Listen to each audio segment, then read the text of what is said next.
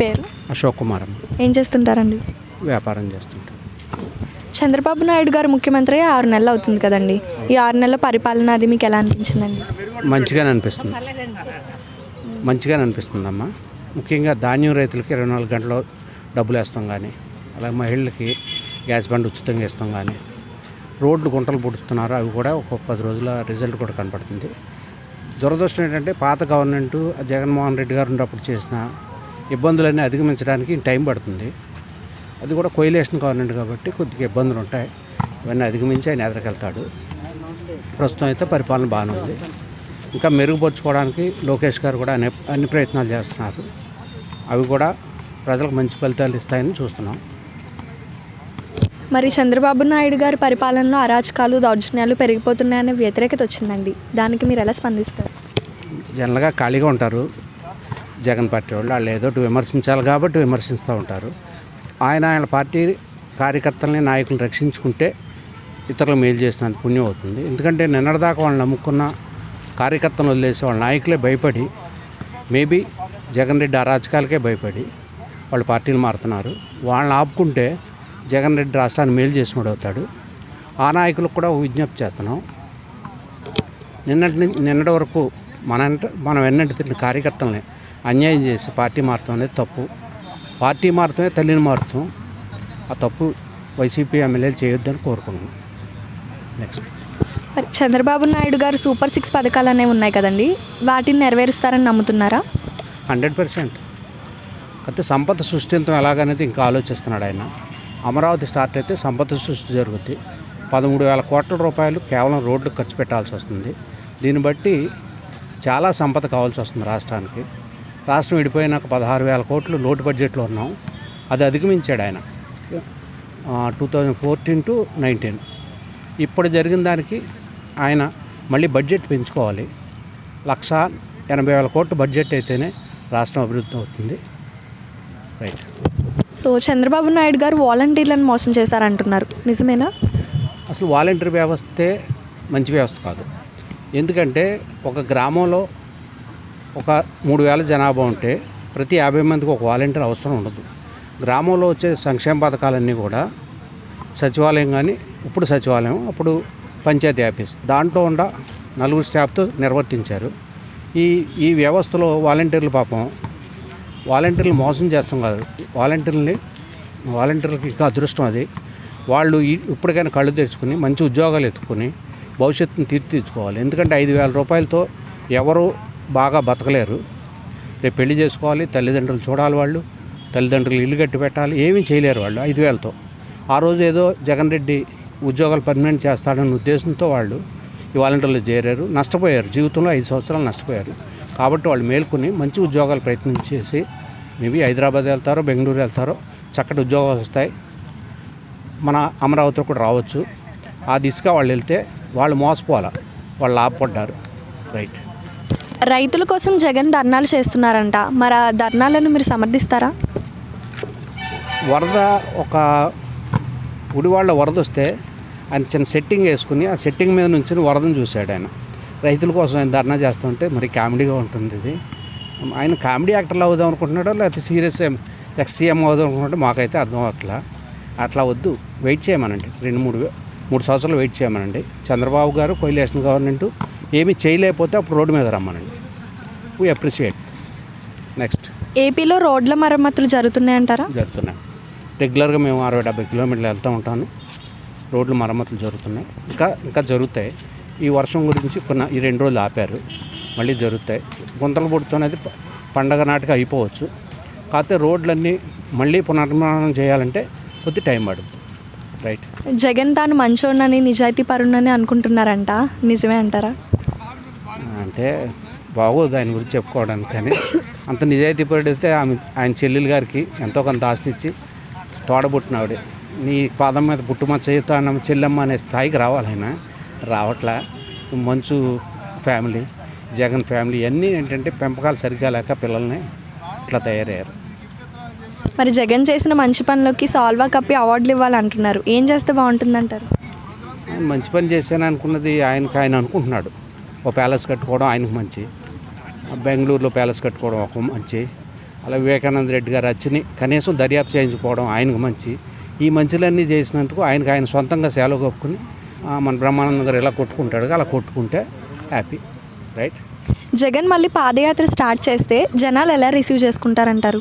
జనరల్గా పాదయాత్రలో Jagan Reddy last time కూడా కిరాయికి చాలామంది పెట్టుకున్నాడు. రోజు ఒక 1000 మంది 1200 మంది కిరాయికి వచ్చేవారు. అది సేమ్ బ్యాచ్ వస్తారు. ఒక తలకు ఎంతో కొంత వాళ్ళకి లెక్కరు బిర్యానీ. పాదయాత్ర ఆయన తెలుసుకోలేకపోయాడు. పాదయాత్ర చేసి చాలా విషయాలు ఆయన తెలుసుకున్నాడు అనుకున్నాం, కానీ తెలుసుకోలేపాడు. పేదాడి కష్టం తెలుసుకోలేకపోయాడు. మహిళలు పడే ఇబ్బందులు తెలుసుకోలేకపోయాడు. వైఎస్ జగన్మోహన్ రెడ్డి అంటున్న మాట ఏంటి తెలుసా? ప్రస్తుతం ఆంధ్ర రాష్ట్ర ముఖ్యమంత్రి చంద్రబాబు నాయుడు గారు సూపర్ 6 పథకాలు పక్కన పెట్టేశారు. చంద్రబాబు నాయుడు గారు అవలంబించే తీరు ఒక్కటే, వైఎస్ఆర్సీపీ పార్టీకి సంబంధించిన ప్రతి ఒక్కరిని అరెస్టులు చేయించడం, దౌర్జన్యంగా అరెస్టులు చేయించడం, తప్పు చేయకపోయినా అరెస్టులు చేయించేస్తారు, దౌర్జన్యాలు అరాచకాలు పెరిగిపోయాయి అంటూ జగన్మోహన్ రెడ్డి గారు చాలా పెద్ద పెద్ద మాటలు మాట్లాడుతున్నారు. అయ్యా జగన్మోహన్ రెడ్డి గారు, ఒకసారి మీ హయాంలోనే మీరు 5 సంవత్సరాలు పరిపాలించారు కదా, మీ 5 సంవత్సరాల పరిపాలనలో ఇలా ఎవరైనా మైకులు ముందుకొని వచ్చి మాట్లాడినా, ప్రభుత్వం చేసే పనులు ఏమైనా ఏలెత్తి చూపినా వాళ్ళ మీద ఎటువంటి కేసులు పెట్టేవాడివి? పాలు తాగిచ్చేవాడు కూర్చోబెట్టి పక్కన. వాళ్ళ మీద నువ్వు పెట్టే కేసులు ఏంటి తెలుసా? వీడు ప్రభుత్వాన్ని విమర్శిస్తున్నాడు రా, వీడిని అర్జెంటుగా పోలీస్ స్టేషన్ తీసుకెళ్ళి వాయిదీసి వదిలిపెట్టనని చెప్పి పోలీసుల చేత చెత్త కొట్టించేసి జైలు పాలు చేసేవాడు. ఆఖరికి మీ ఎంపీ రఘురామకృష్ణరాజు గారిని వదిలిపెట్టలే నువ్వు. ఇంకా సామాన్య ప్రజలను ఎందుకు వదిలిపెడతావు? నువ్వు దౌర్జన్యాల గురించి అరాచకాల గురించి మాట్లాడుతున్నావు. ఈ రోజున కూటమి ప్రభుత్వం ఎవరిని అన్యాయంగా అక్రమంగా అరెస్ట్ చేసిన ఎక్కడ లేవు. అన్ని చట్టపరంగా అరెస్ట్ అయిన దాఖలాలు కనపడతాయి.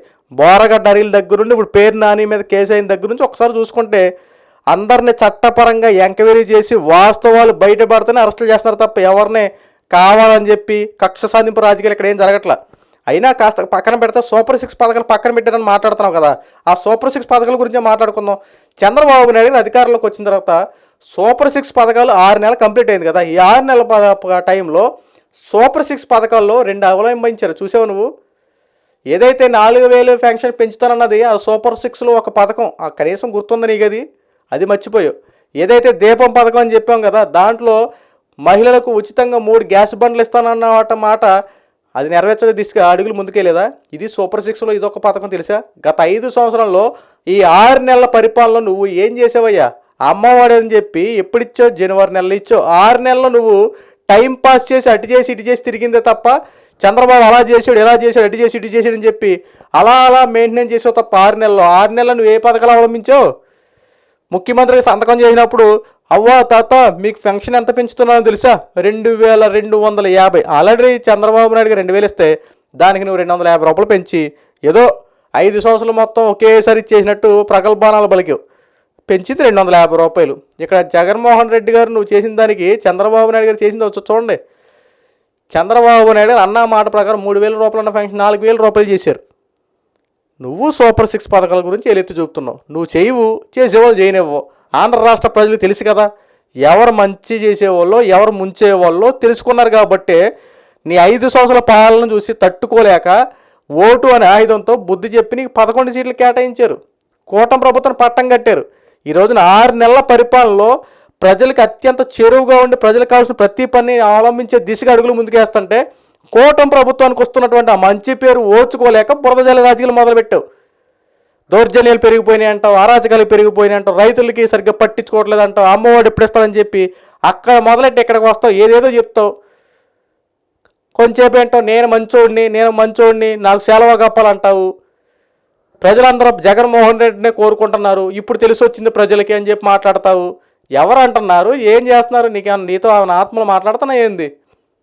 అయ్యా జగన్మోహన్ రెడ్డి గారు కాస్త ప్రజలకు ఉన్నటువంటి సమస్యల పట్ల నువ్వు ఏనాడు వ్యవహరించో తెలుస్తానికి నీకు. ఈరోజున కూటమి ప్రభుత్వం చేసే పనితీరు చూడండి ఒకసారి.